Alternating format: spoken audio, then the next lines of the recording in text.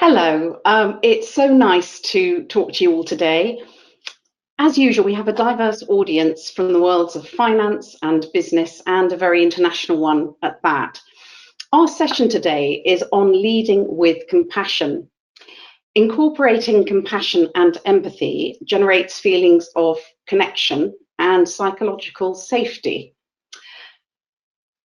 We really hope that this is going to be an enjoyable session based on learning through participation and action. And I'm delighted to introduce Anuka Gazara-Anthony, who's an Inseus Partner, a Search Inside Yourself certified teacher, and has been teaching mindfulness and meditation for 20 years. Anuka has a heritage in Sri Lanka and the Caribbean. She was educated at the universities of London and Oxford and now resides in South Africa.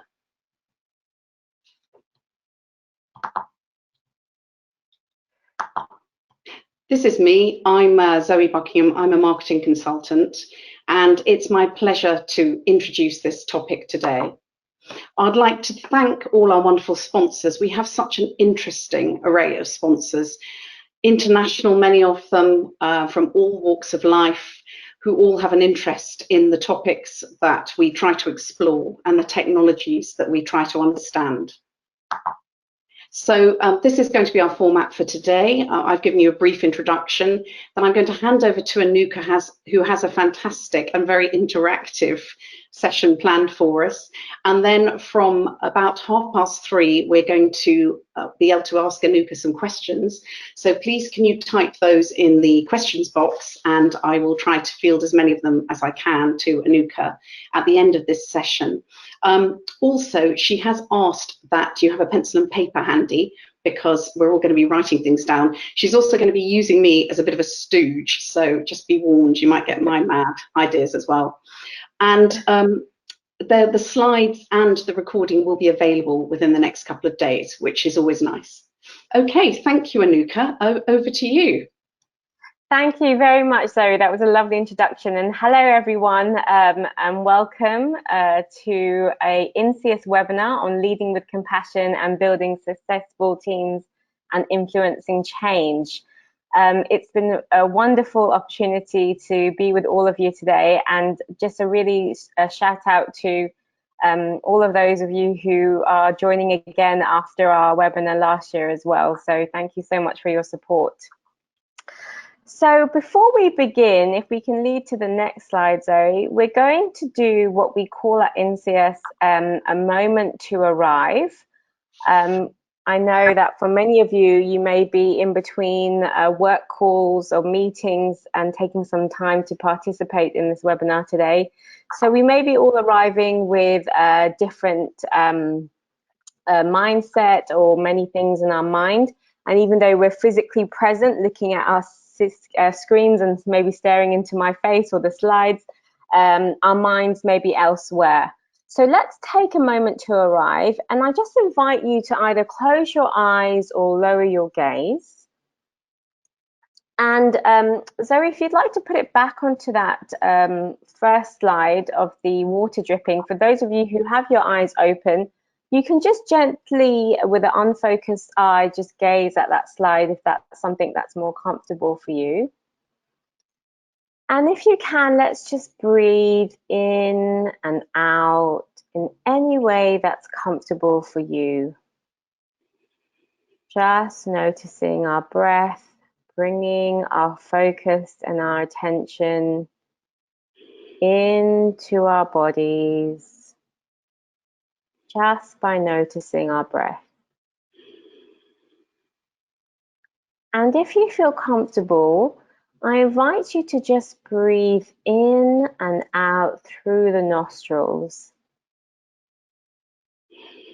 This allows you to really maximize your lung capacity, and it actually takes less energy to breathe in and out through the nostrils. And notice how that feels. Does the breath become more vivid? Are you able to observe the breath flowing a little more deeper throughout your body? With the next inhale now, just checking into the head,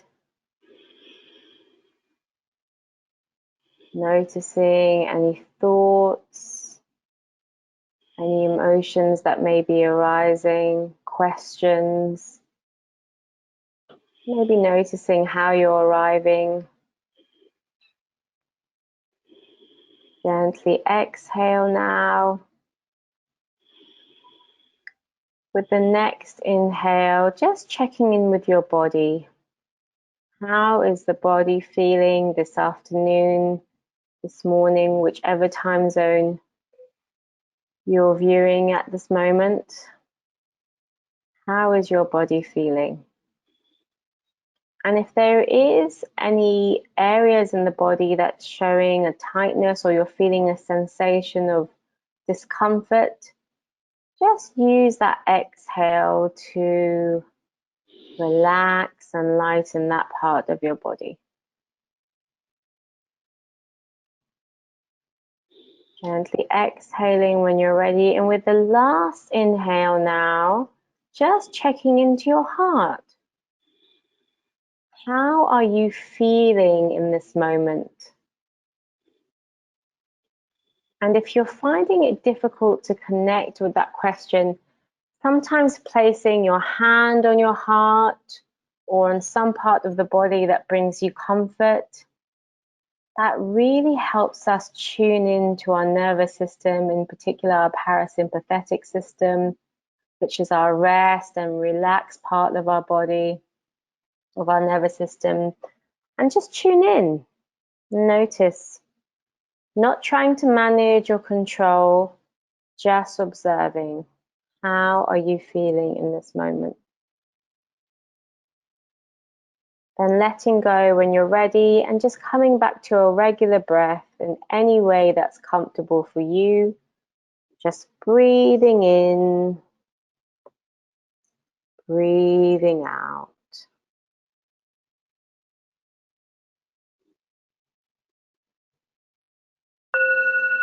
And when you're ready, slowly opening your eyes and coming back into the room. Wonderful, thank you. And we can move on now, Zoe, to the next slide. And the question is really, how do we arrive? Because sometimes we work such busy days, or we are balancing so many responsibilities, especially now in our COVID-19 world that we're all experiencing. It can be sometimes very difficult to even understand or be aware of what we're feeling and why we're feeling it.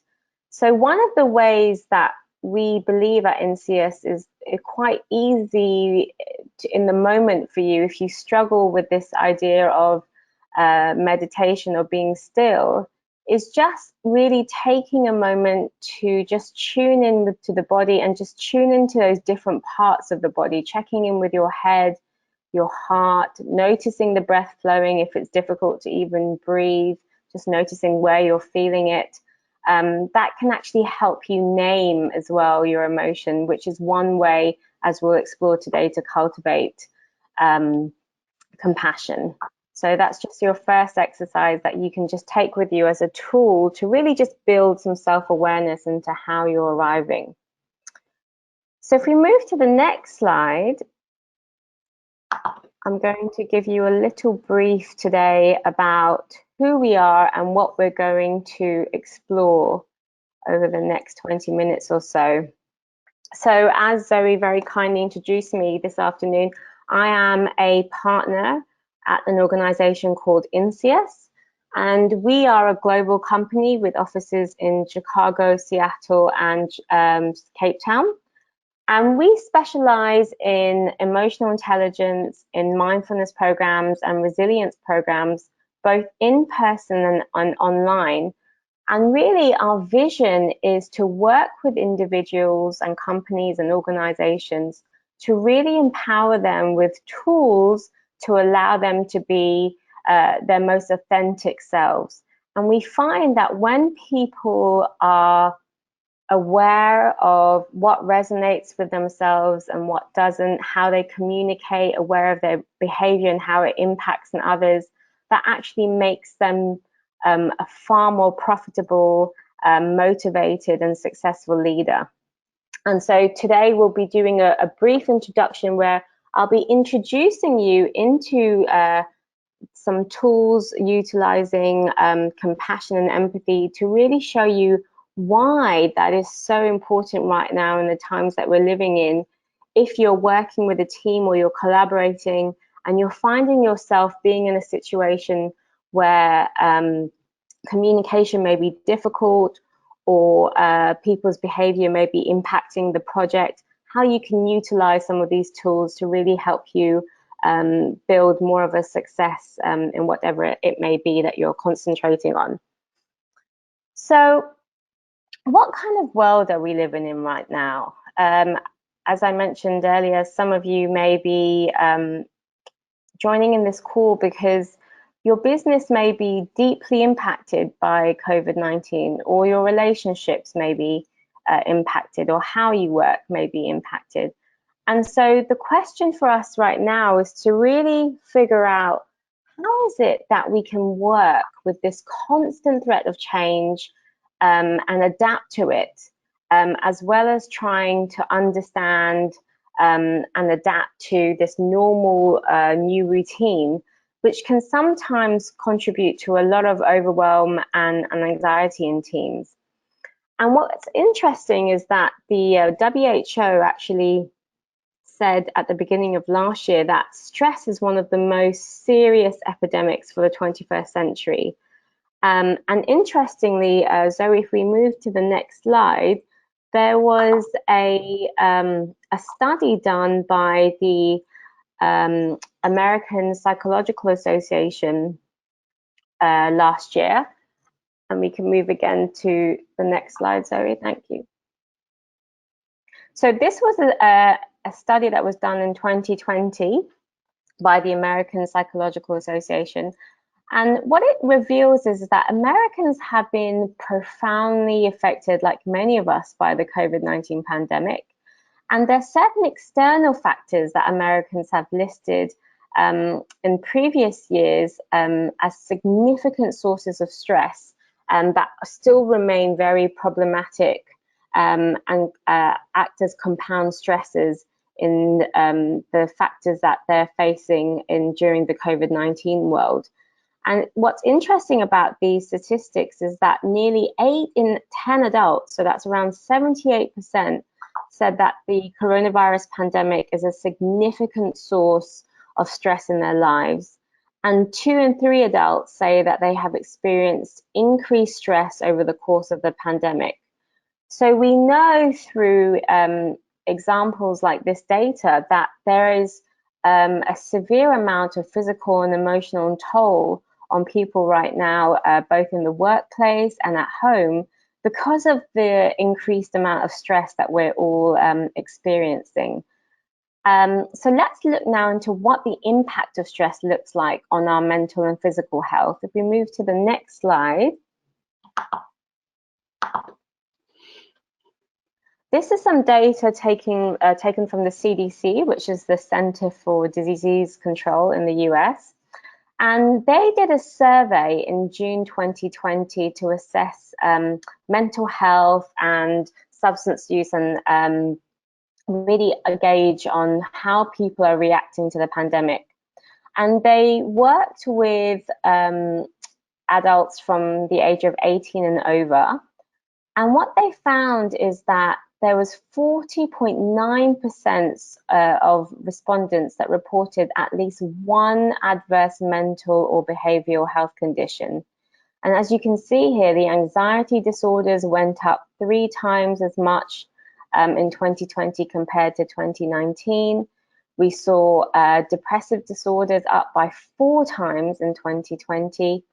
And 1 out of 10 people reported that they had started or increased substance use because of the COVID-19 stress impact on their professional lives. So how does these stressful moments impact us cognitively?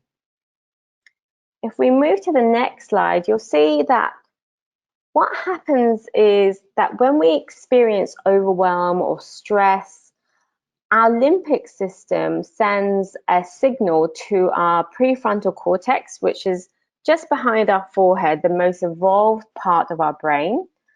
And so if you find yourself in a situation where you have really no control, this negativity bias kicks in.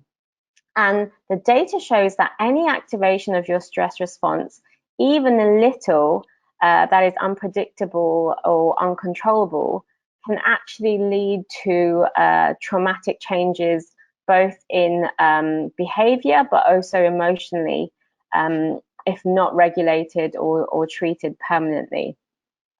And so negativity bias is what our brain does to help us really understand and resolve the impact of a threat.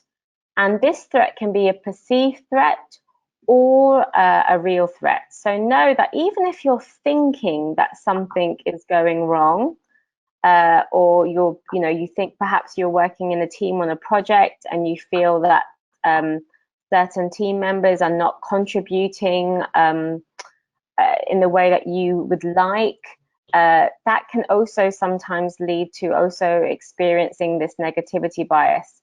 And what are some of the physical effects of negativity bias? Well, sometimes it may be very difficult for you to focus.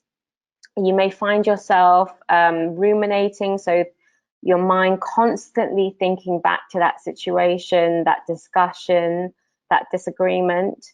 It can also lead to catastrophic thinking, where you feel that the situation can't be resolved, the communications are in despair, and perhaps the whole project or the teamwork should be halted. And lastly, when you're in that negativity bias space, you can also experience something called underestimate resources. And what that means is that you feel that you're the only one experiencing the situation, and that you don't have the resources or the ability to really overcome this situation. And you may feel like you're a failure or that you're just not enough. And that's really your brain's response with negativity bias when you feel threatened or overwhelmed in a situation where you feel is beyond your control. So those are some of the cognitive effects of negativity bias. So the good news is that as we move on to slide 10 here, you'll see that actually there is a solution to this. And what we're proposing at Inseus is that there's growing amount of research and scientific data around the benefits of empathy and self-compassion to our neurobiology and our ability to cultivate resilience when we're experiencing challenging times. So just take a moment now and just think about how you would typically react to difficulties in your life, whether it be work stress or feeling rejected, perhaps experiencing some physical problems or financial hardship.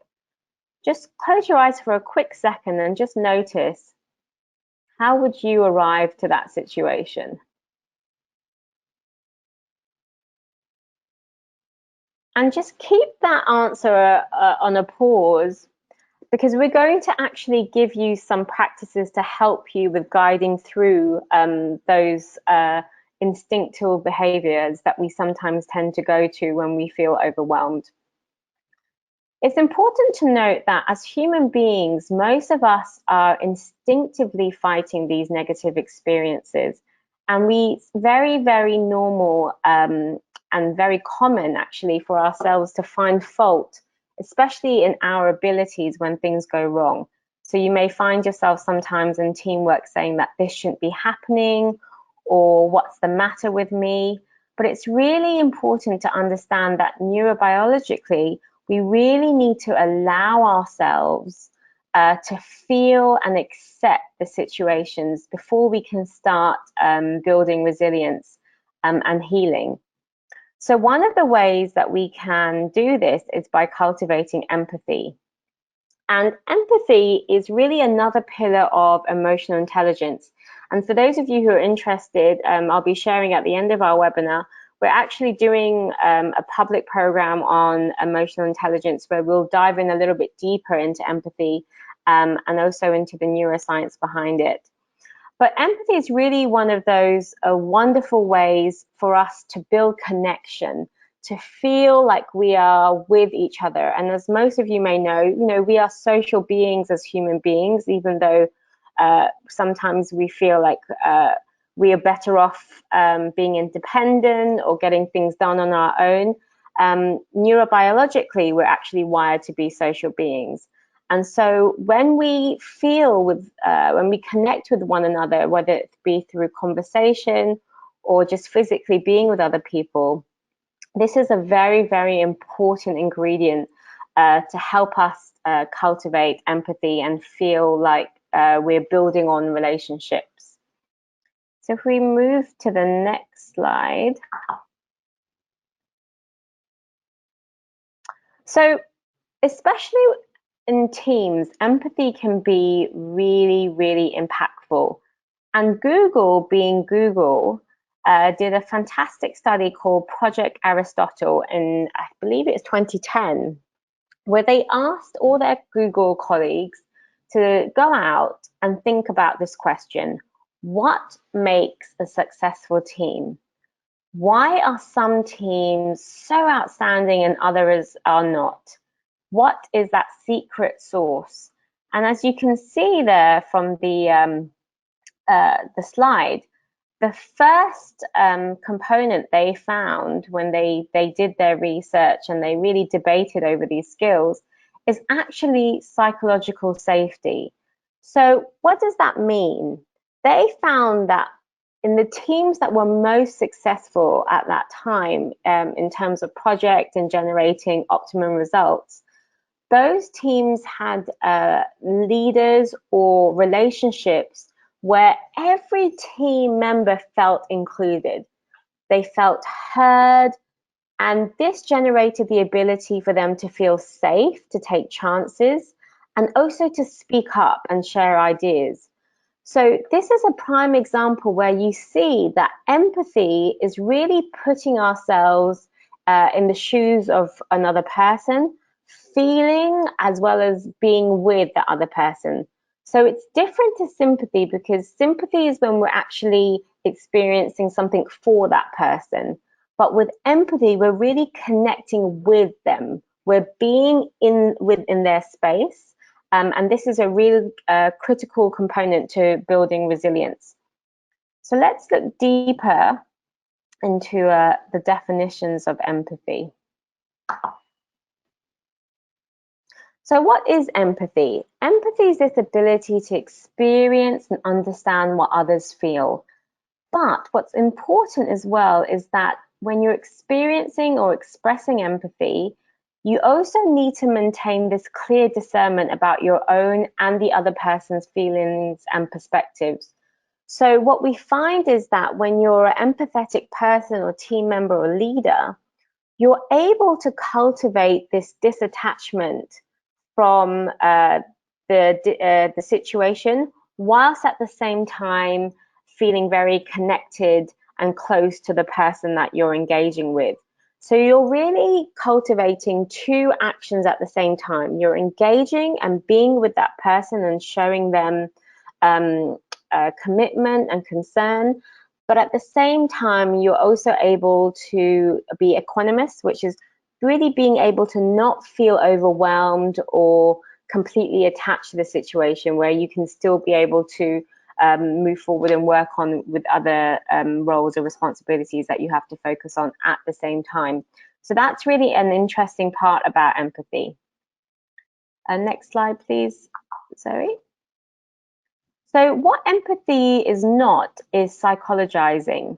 So sometimes, it's very common for us to feel that when a person that we're working with in a team environment is not really engaging with our ideas, or we feel like they're not really a supportive person of our ideas, we may start telling ourselves stories that they're really not experienced enough, or they don't show enough interest, or they're not dedicated enough. but they're a good team member, but they're just really not as committed as we are, and that's really empathy being psychologized and really dismissing the program and not the problem and not really understanding it. And also importantly as well is that empathy is not agreeing with the other person. It's possible to understand another person, but on an intellectual and a visceral level, while still respectfully disagreeing with them. So this insight really suggests that it's possible to make those tough decisions while still being empathetic, because you still have that ability to have the spaciousness or the openness that you need to be able to be equanimous to the situation as well. If we move to the next slide. So how do we build empathy? It's very interesting. And again, for those of you who want to dive in a little bit deeper, we also go through these studies in the Search Inside Yourself program, where we look at how empathy is really developed through self-awareness. Now, self-awareness is the foundation of emotional intelligence. And it can really, we've seen, data that's been built on over the last 20 years that really shows how our neurological network can actually be cultivated and be built on using empathetic and self-compassion based practices. And our brains believe through this mirror neurons that we are in fact experiencing sometimes direct pain when we are perceiving pain. So empathy actually gives us the ability to discern ourselves from that situation and realize that we have this almost like a twitch in our neurocircuitry that says that a perceived threat or a real threat is the same reaction. But when we empathize with the situation, it really gives us another layer to that perspective, and it allows us to have this clear discernment in this situation. At the same time, empathy relies on the same part of the brain as emotional awareness. So improving self-awareness actually through practices can actually help build empathy as well. And lastly, when we cultivate empathy, we feel less like what we call here the in and out group.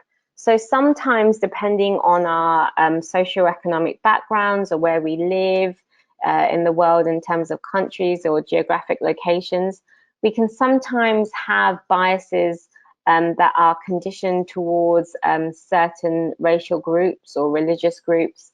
And the data shows that when we're able to cultivate empathy, actually neurocircuitry-wise, it helps us overcome those innate social biases that we're all born with and that we have actually cultivated from our caveman days, where they needed that for to be able to survive and to be able to assess tribal relationships and who's dominating the community in the beginning of our ancestral times. What we don't necessarily need right now, but it's still within our brain network.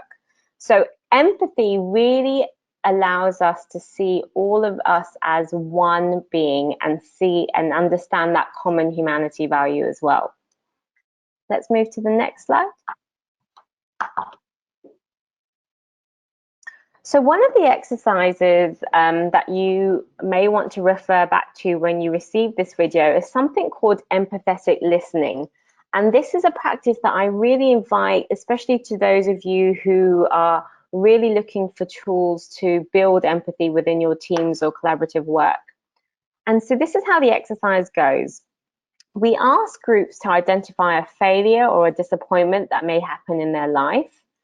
And then we ask each group member to answer these 3 prompts. What does it look like if it comes true? What is your relation to its success and failure?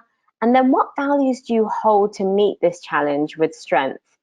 And what we invite each person in the group to do is to have around 2 or 3 minutes where they can just talk uninterrupted, and really allow themselves to connect with the questions and be as open and transparent as possible.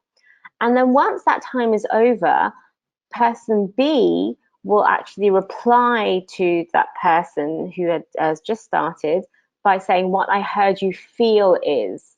And this is one way that we can develop this empathetic listening skill, by really listening to how the person is feeling about that particular experience.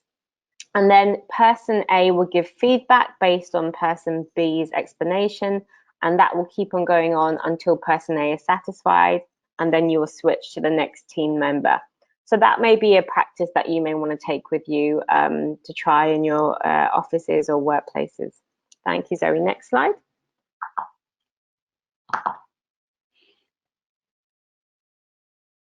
So let's plug into self-compassion now. We've learned about empathy. We've seen how it can really build connection and really empower our relationships.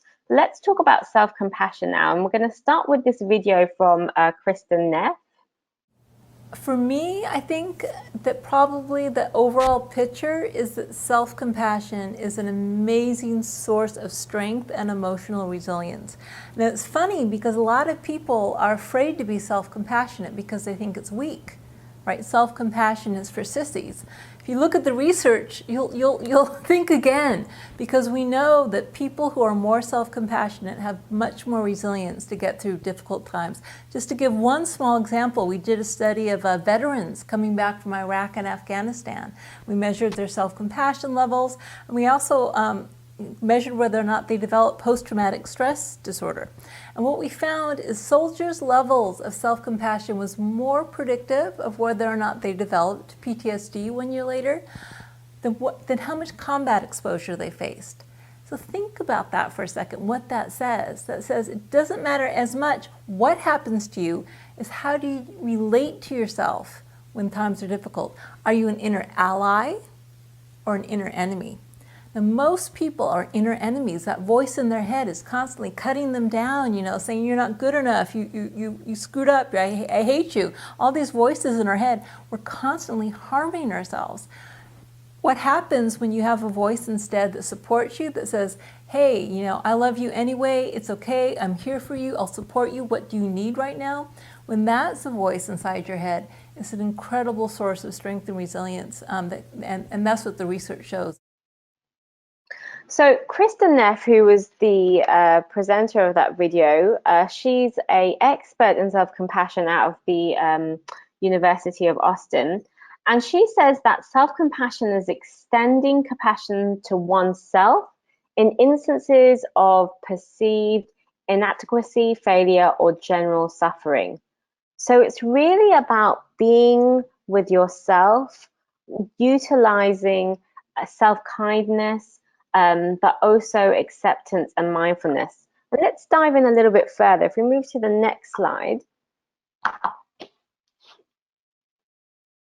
So the first aspect of self-compassion is mindfulness. And when we talk about mindfulness in the perspective of self-compassion, it's really about not just being present in the moment, it's also about acknowledging that being aware of what you're feeling in the moment. It's bringing awareness to our emotions, to our suffering, to our challenges in our life, without being caught up in that storyline. The second slide, please, Zoe.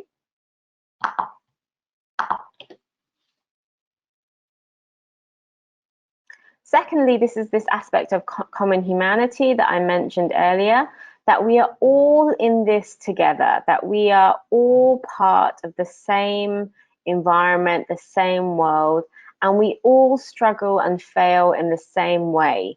And really this then creates this insight that really recognizes that everyone suffers in the same way. And then the third element, which is the next slide,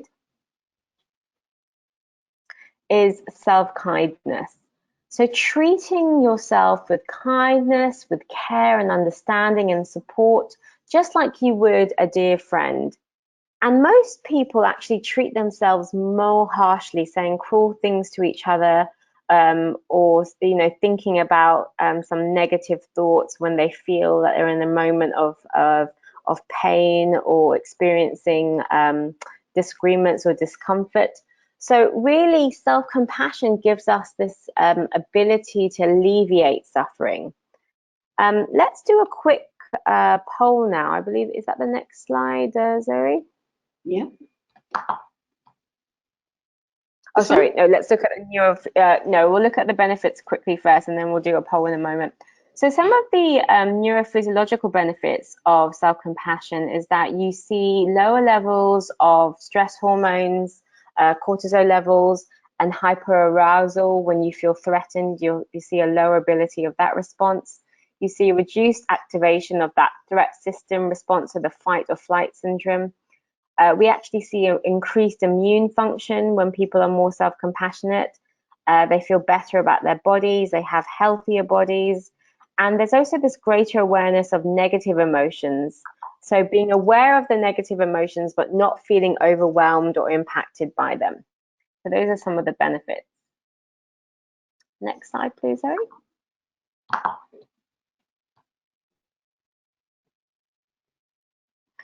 So what we noticed through the research is that self-compassion at work can actually drive positivity.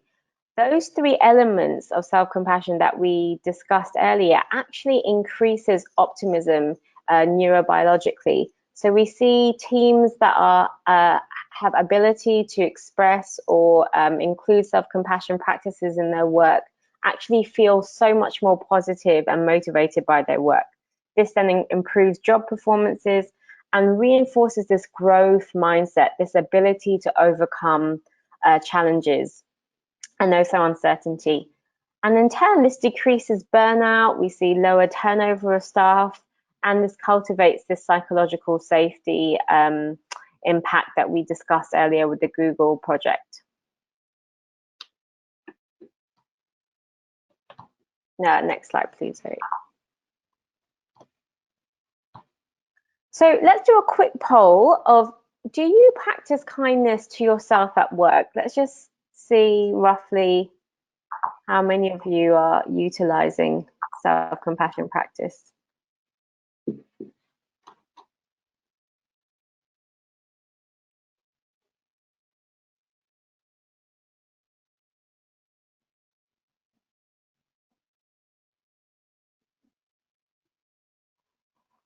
Okay, let's close the poll.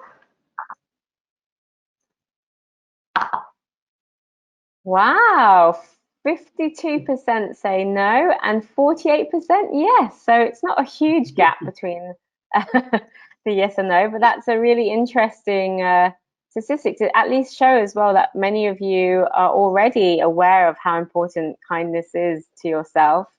So that's brilliant. All right, let's move to the next slide.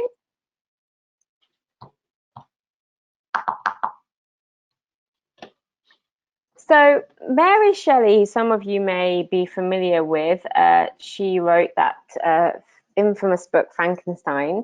She says that nothing is so painful to the human mind as a great and sudden change.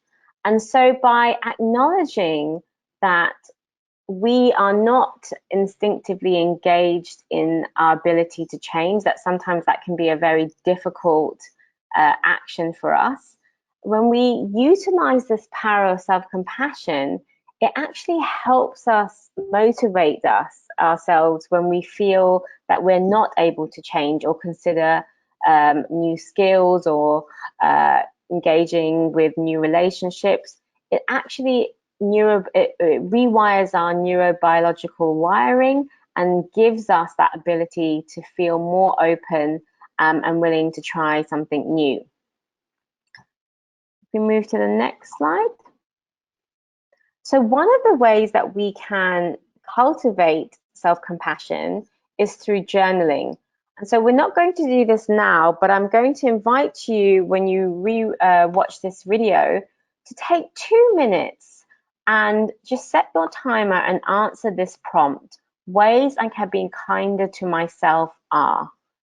And just allow yourself to allow the pen to keep on flowing. And what that does is it really allows the brain to tap into that consciousness without feeling judgment. And you'll be maybe curious or intrigued to discover what may arise for you. So that's one way that you can cultivate self-compassion. Next slide. Okay, and we're just going to end now with a very quick self-compassion meditation.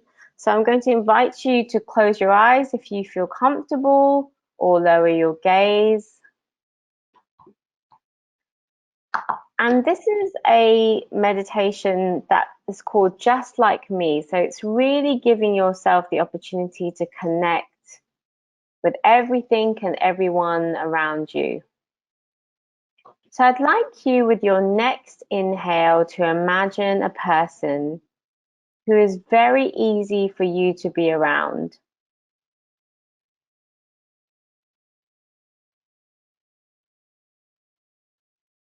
Now I'd like you to imagine a person who is challenging for you to be around.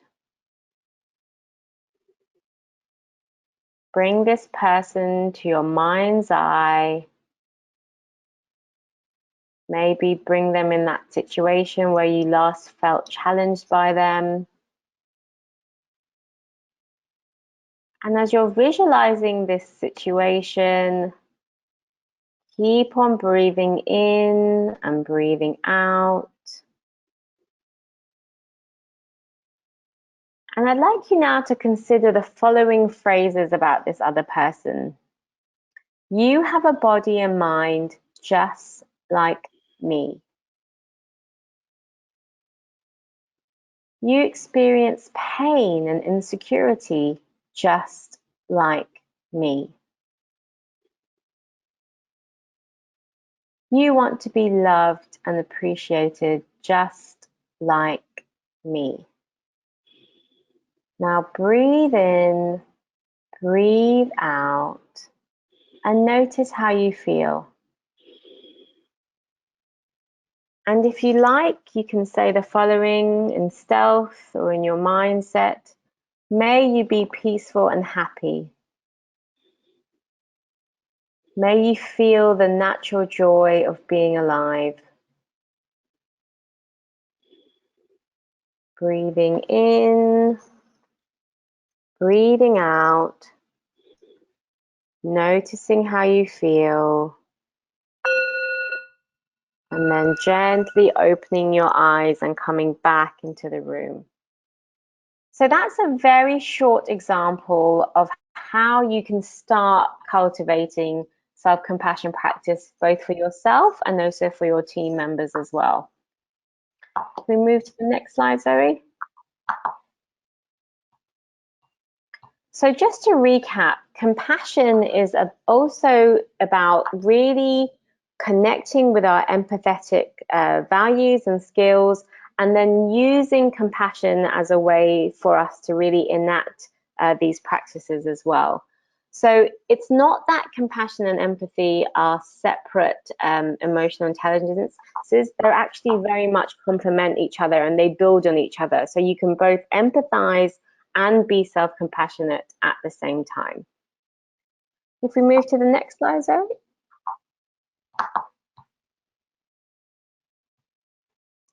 So this is just a summary of that self-compassion meditation that you can revert to. And it's really about noticing as well what sensations are arising when you're seeing a similarity between you and that person that you may not be agreeing with or having difficulties with, and then extending kindness. And noticing asking yourself what would be of service can also be a way that you can cultivate self-compassion in the moment. Next slide.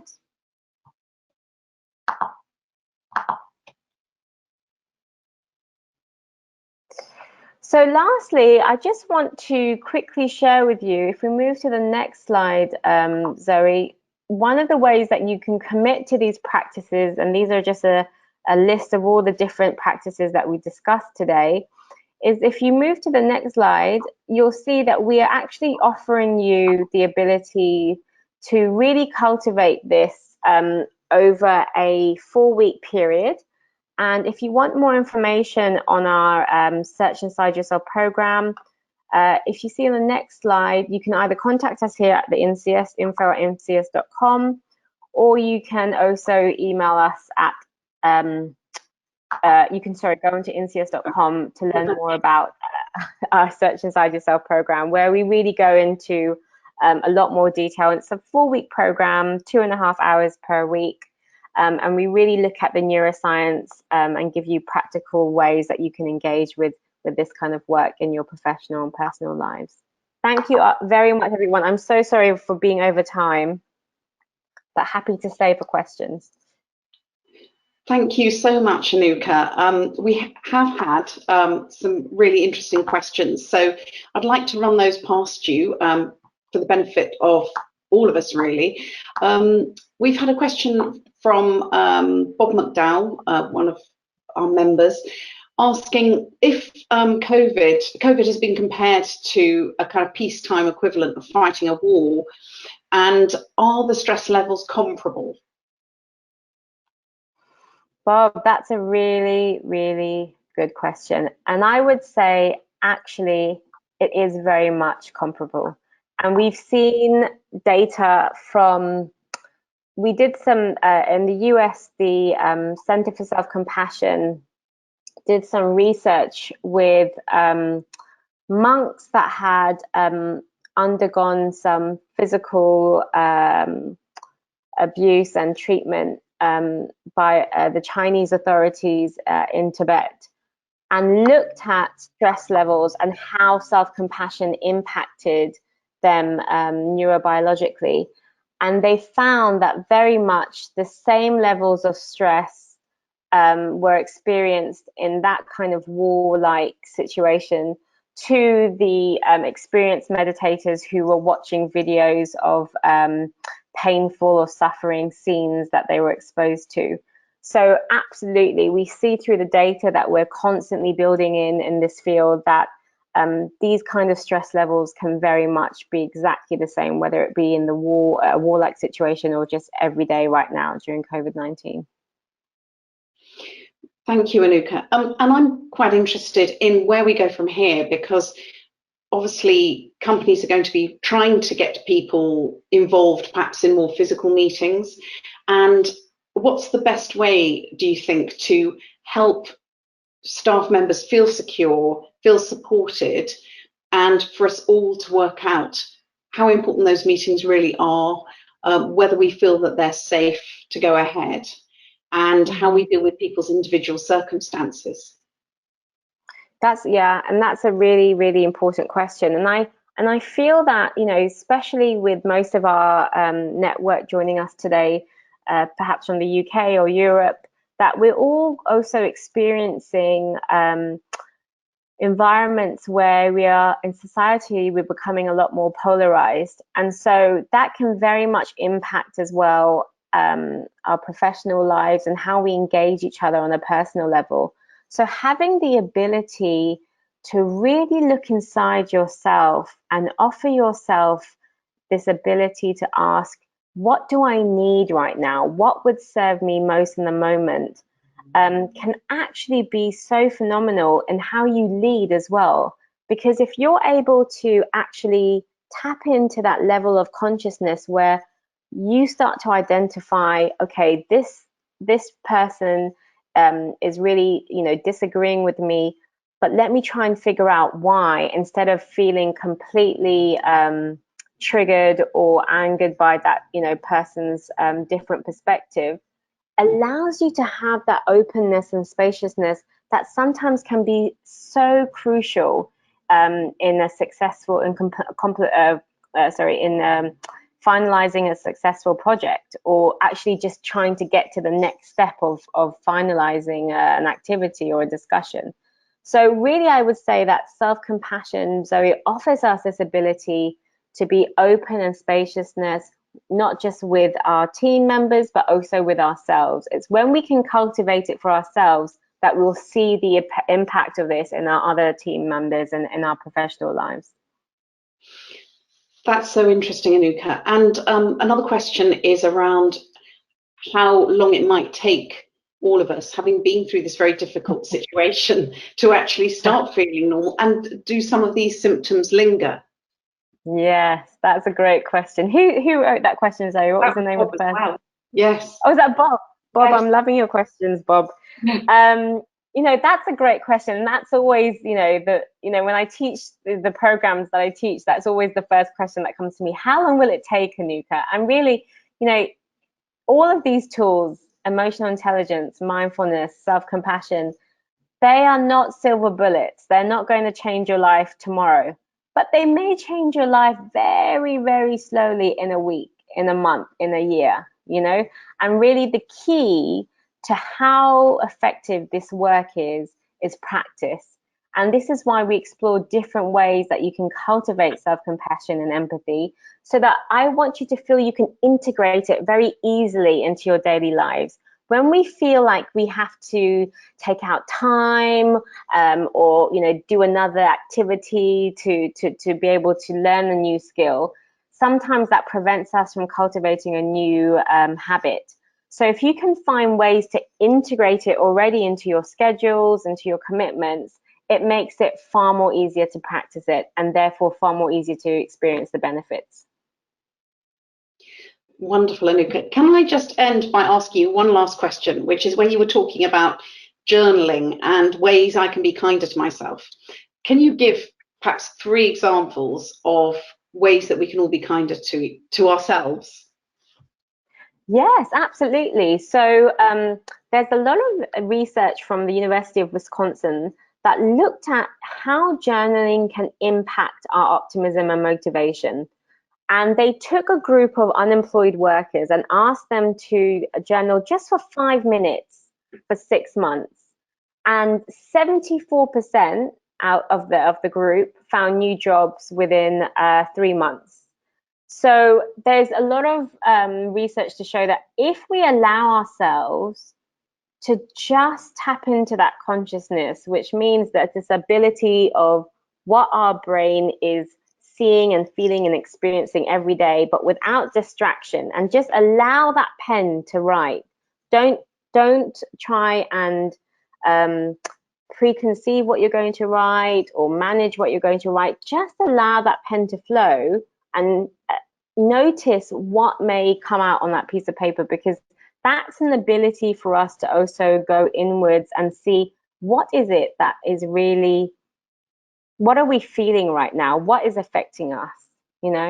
Sometimes we might not be able to verbally communicate that, but when you journal, there's no constraints and it's just for your eyes only. So it really gives you that ability to just explore your environment and how you're feeling by things around you, And so my invitation would be, sometimes if you don't want to use a prompt, just set a timer, on your phone, on your watch, and just see what may arise. And it's actually in those moments that I experience the most profound thoughts, when I just journal and at the end of a day and just read back and circle these really insights that I hadn't even thought about, So it can be really a profound experience to explore yourself, journaling.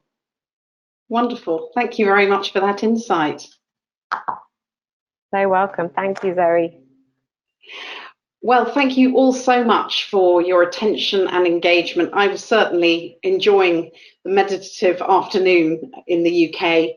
And I'd like to thank Anuka Gazara-Anthony so much for giving us such an important insight at a time when we're all getting back into the so-called new normal, and we need that help more than ever. And I'd like to thank all our sponsors, who are a fantastic group of organisations, all so different from each other, all committed to learning and progress, which is what FS Club is all about. So thanks very much, everybody. And we've got some forthcoming events, of course. That's the FS Club. There are always many interesting events, from events on tokenization to green finance, investment risks that you've never heard of. That's definitely worth listening to. And of course, the sweep up of financial centers of the world, this time coming up on the 18th of May, talking about Moscow, which will be really interesting. Okay, well, thank you all so much. I wish you a really good day, and we will look forward to seeing you again very soon. Thank you.